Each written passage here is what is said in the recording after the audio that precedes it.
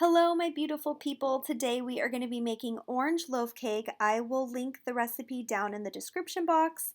This is a little preview of what it looks like. I was going to a party and I wanted to bring a cake. I'm going to start off by preheating my oven to 350 degrees. It's going to bake for about 55 to 60 minutes. My butter was cold and I need it softened, not melted. So I put it in a Ziploc baggie with a bowl of warm or hot water, and it softened it, not melted it, because there is a totally different science when you break it down and you melt it rather than soften.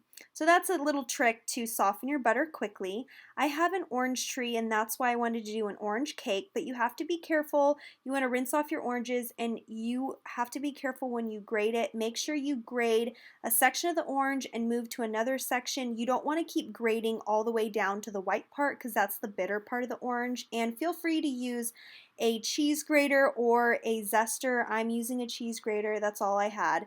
So just be careful when you're zesting your orange.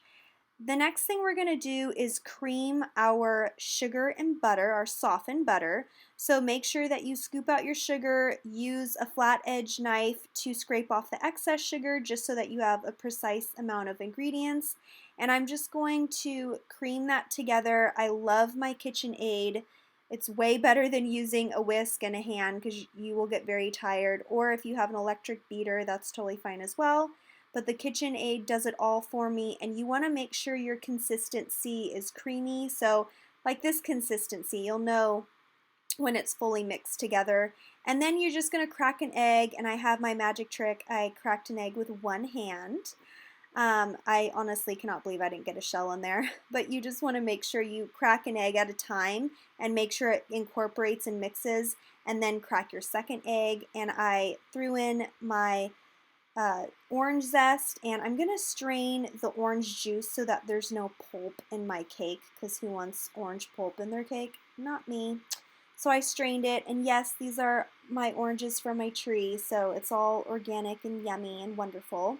So now we are going to combine the dry ingredients in another bowl, and as you can see, I scooped it out, scraped off the excess, and I sifted it, and this is why it's so important to sift. Look at all those clumps, and you want to slowly combine your dry ingredients into your wet ingredients until it's fully combined. You want to scrape down the sides. I made a glaze for this, so I used the fresh orange juice from the oranges off my tree and like 2 cups of powdered sugar, and I just made a quick little glaze.